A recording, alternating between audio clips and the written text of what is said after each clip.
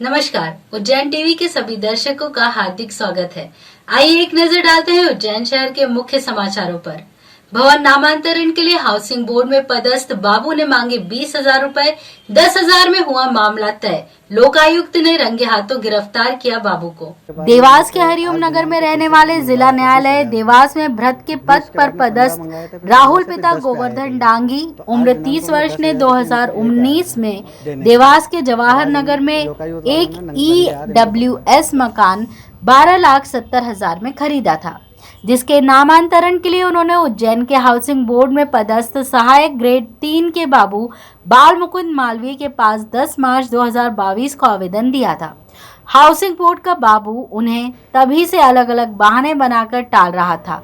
फिर बाबू ने नामांतरण के लिए 20,000 रुपए की रिश्वत मांगी और 10,000 रुपए में मामला तय हुआ। फरियादी राहुल ने 5 जुलाई को इसकी शिकायत उज्जैन लोकायुक्त में की और लोकायुक्त पुलिस ने बाबू को 10,000 रुपए रिश्वत लेते हुए रंगे हाथों पकड़ लिया। इस बाबत प्रभारी लोकायुक्त बसंत श्रीवास्तव व फरियादी राहुल डांगी ने बताया। ये राहुल डांगी हैं, ये हरिओम नगर देवास के रहने वाले हैं। इन्होंने पुलिस अधीक्षक लोकायुक्त उज्जैन को दिनांक 5 जुलाई को एक शिकायत की थी कि इन्होंने 48 EWS नंबर का जवाहर नगर देवास में एक मकान खरीदा है। उक्त मकान का नामांतरण कराने के लिए उन्होंने आवेदन हाउसिंग बोर्ड उज्जैन में किया हुआ है। तो उस नामांतरण कराने के लिए जब वो बाबू बाल मुकुंद मालवीय से मिले तो उनके द्वारा बाकी खर्चों के अलावा 20,000 रुपये ऊपर से रिश्वत की मांग की गई थी, जिस पर से एक ट्रैप ऑर्गेनाइज किया गया था और आज उनको रंगे हाथों 10,000 रुपये लेते हुए उनके कार्यालय में ही पकड़ा है और अभी कार्रवाई जारी है। उनके विरुद्ध धारा 7 भ्रष्टाचार निवारण अधिनियम का पंजीबद्ध किया गया है और अभी मौके पर कार्रवाई जारी है।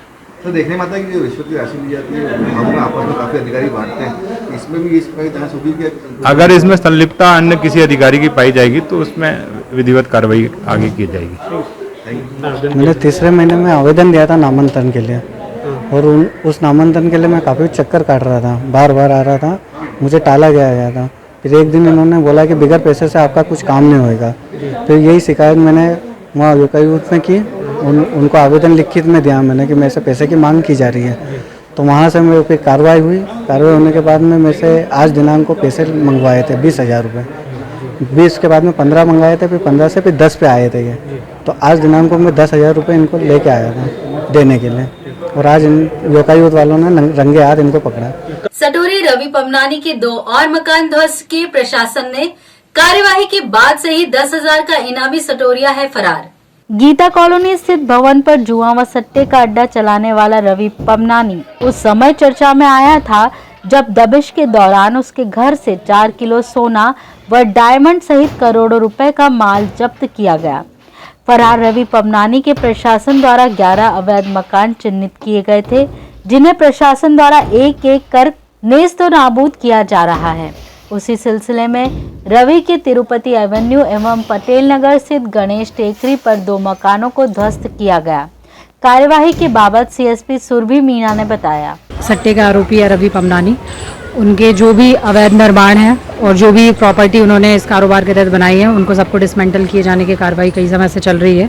तो आज जो उनका एक तिरुपति एवेन्यू स्थित मकान था जो 10 फीट लगभग अवैध रूप से बना था अनधिकृत तरीके से, जिसे नगर निगम की टीम और पुलिस की ने टीम बनाकर उसे ध्वस्त किया। और जो गणेश टेकरी स्थित ये जो पटेल नगर में मकान है, ये पूरा ही मकान अवैध रूप से बनाया गया है, तो उसको पूर्ण रूप से ध्वस्त किया जा रहा है। अभी तक कितने मकान टूट चुके हैं?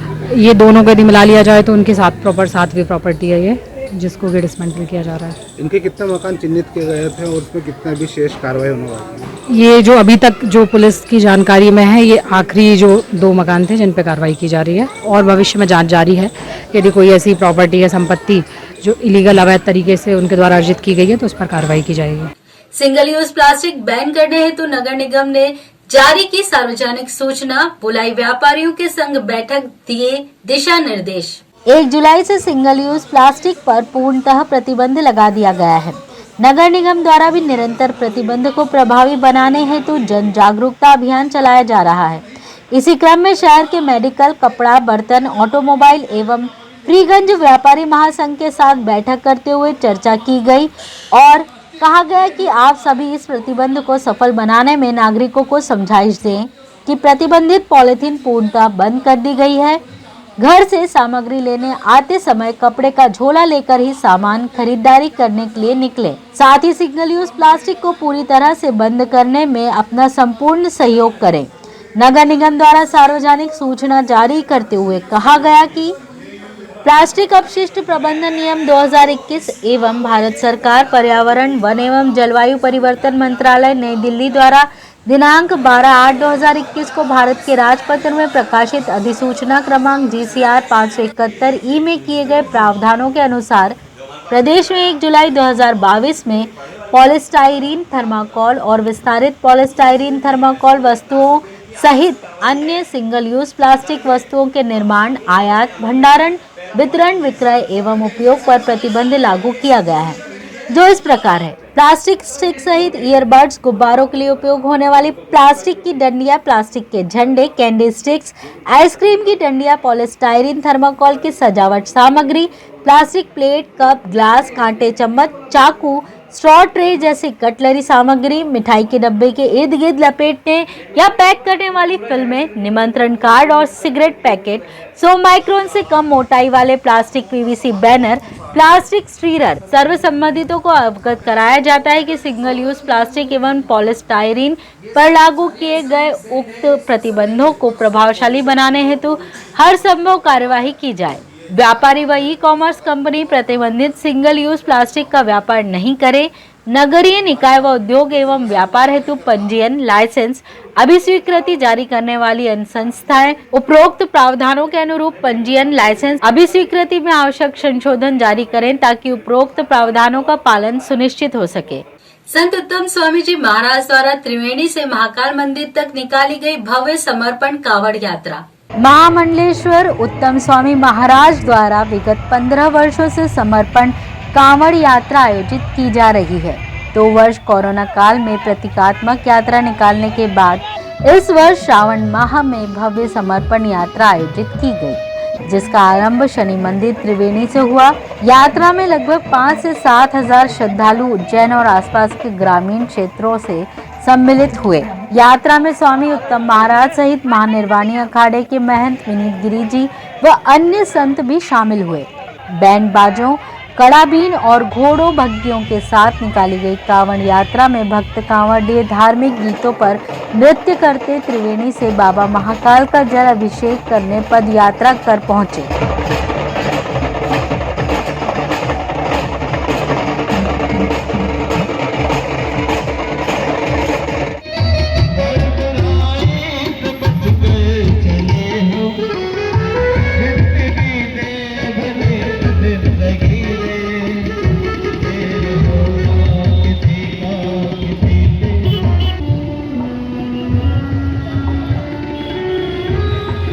डकैती की योजना बनाते हुए महाकाल थाना पुलिस ने 5 बदमाशों को तलवार, चाकू, पिस्टल व टॉर्च के सहित किया गिरफ्तार। टोल नाका लूटने की थी योजना। महाकाल पुलिस को सूचना मिली कि योग माया मंदिर के पीछे बड़नगर बाईपास मार्ग पर मोहनपुरा ब्रिज से कुछ बदमाशों को जाते हुए देखा गया है, जिनके पास हथियार नजर आ रहे थे। सूचना पर पुलिस ने तत्काल घेराबंदी शुरू की और बाईपास मार्ग पर तलाश करते हुए हथियारों से लैस 5 बदमाशों को पकड़ लिया गया। बदमाशों के पास तलवार, चाकू, सरी और टॉर्च थी। थाने लाकर पूछताछ करने पर बदमाशों के नाम सलमान पिता हमीद खान, काना उर्फ प्रेम पिता राकेश जोशी, इरफान उर्फ आशिक पिता अब्दुल रहीम खान निवासी तकिया मस्जिद, जितेंद्र उर्फ जीतू पिता जगदीश मेवाड़ा और बिलाल उर्फ पठान पिता अब्दुल अजीज निवासी जूना सोमवारिया होना सामने आए। पूछताछ करने पर बदमाशों ने कबूल किया कि उनकी योजना बड़नगर टोल नाके पर डकैती डालने की थी। पुलिस ने गिरफ्तार बदमाशों का आपराधिक रिकॉर्ड खंगाला तो सभी के खिलाफ संगीन अपराध दर्ज होना सामने आए। मामले में बदमाशों के खिलाफ डकैती की योजना डालने की धारा और अवैध हथियार रखने के मामले में प्रकरण दर्ज किया गया है। इस बाबत महाकाल थाना प्रभारी मुनेंद्र गौतम ने बताया। आपको मुखबिर से एक सूचना प्राप्त हुई थी कि बड़नगर बाईपास पर टोल टैक्स के पास एक योग माया माताजी का मंदिर है, उसके पीछे कुछ संदिग्ध लोग किसी वारदात को करने की फिराक में बैठे हुए हैं। सूचना पर फोर्स द्वारा उसको घेराबंदी कर उन लोगों को पकड़ा। पकड़ने पर उन लोगों के पास तलवार, चाकू, डंडे और पाइप वगैरह बरामद हुए। पूछताछ में उन लोगों ने बताया कि हम टोल टैक्स को लूटने की, डकैती डालने की योजना बना रहे थे, जिस पर उनके विरुद्ध धारा 399 402 का प्रकरण पंजीबद्ध कर आज माननीय न्यायालय पेश किया गया है। श्रावण मास शुरू होने के साथ ही पुलिस ने चलाया सर्चिंग अभियान। महाकाल क्षेत्र से 4 महिलाएं व 2 संदिग्ध पुरुषों को किया गिरफ्तार। श्रावण माह के आरंभ होते ही महाकाल क्षेत्र में पुलिस ने सर्चिंग अभियान चलाया। इसमें क्षेत्र में संदिग्ध हालत में घूमते पाए गए 4 महिला और 2 पुरुष को गिरफ्तार कर न्यायालय में पेश किया गया। दावा किया गया है कि इस तरह की सर्चिंग रोजाना चलेगी। महाकाल क्षेत्र में पर्स, मोबाइल, चेन चोरी व मारपीट तथा रंगदारी की लगातार बढ़ती घटनाओं के बीच पुलिस ने सख्ती बरती।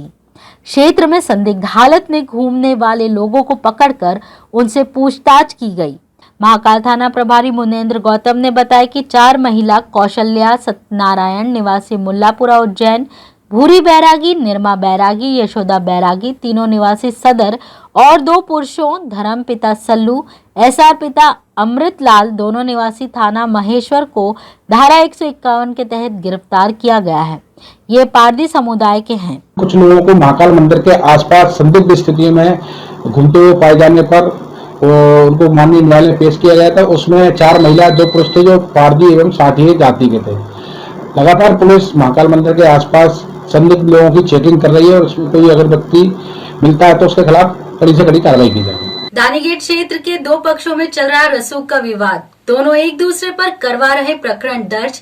एक पक्ष पहुंचा एसपी कार्यालय। दरअसल 13 जुलाई को जिला अस्पताल घायल अवस्था में पहुंचे दानीगेट निवासी युवक महेश ने उसी क्षेत्र में रहने वाले राकेश सोनी और उसके साथियों पर गोली चलाने और चाकुओं से हमला करने का आरोप लगाया था। वहीं राकेश ने दानीगेट निवासी आशीष और आकाश सारवान पर साजिश का आरोप लगाते हुए महाकाल थाने में कुछ वीडियो फुटेज भी प्रस्तुत किए हैं। अब सारवान भाइयों के पक्ष में उतरते हुए आदर्श वाल्मीकि कल्याण सभा द्वारा पुलिस अधीक्षक कार्यालय में ज्ञापन सौंपते हुए बताया कि पुलिस को राकेश सोनी द्वारा पुराने वीडियो फुटेज सौंपे गए हैं, अतः मामले की निष्पक्ष जांच की जाए। इस बाबत पूर्व पार्षद ओपी लॉट ने बताया। ज्ञापन जो दिया एसपी साहब को, उसमें महाकाल थाने से संबंधित घटना थी और महेश करके जो आदिवासी लड़का है उसके वो जो वहाँ से गुजर रहे थे तो कतिपय लोगों ने उनको रोका और उसके साथ में चाकू मारा। अब ये घटना तो वहाँ हो गई। इसके बाद में कुछ लोगों ने आशीष सारवान और आकाश सारवान इन 2 का नाम भी उसमें प्रोजेक्ट किया। हमारा निवेदन था कि उस दिन की घटना में आकाश सारवान और आशीष सारवान नहीं है और यदि हैं तो आप निष्पक्ष रूप से इंक्वायरी करें। और एसपी साहब ने भी हमें आश्वस्त किया है कि किसी के साथ किसी प्रकार का कोई अन्याय नहीं होगा, हम पूरी तरह से न्याय करेंगे, निष्पक्ष रूप से जांच करेंगे। और ये जो घटना है उन्होंने हमारे सामने थाने पे भी फ़ोन लगाकर बात की, तो हम आश्वस्त हैं कि एसपी साहब ने जो कहा है वो उस प्रकार से कार्रवाई की जाएगी। कुछ वीडियोस भी आपने घटना की वीडियोज हमने दी है, वहाँ पे घटना की वीडियोज भी दी है, तो उन्होंने एसपी साहब ने वो वीडियोज ले ली है और उस संबंध में निष्पक्ष रूप से वीडियो देखने के बाद में निष्पक्ष रूप हमारा तो ये कहना है कि जब ये घटना हुई तब ये आशीष सारवान और आकाश सारवान दोनों घर पर थे। वो वीडियो हमने बताई उनको, उसमें टाइम और डेट सब आपको देखने को मिलेगी। तो ये थे उज्जैन शहर के मुख्य समाचार। ऐसी ही ताज़ा खबरों के लिए देखते रहिए उज्जैन टीवी। उज्जैन टीवी का यूट्यूब चैनल लाइक और सब्सक्राइब करना ना भूलें। नमस्कार।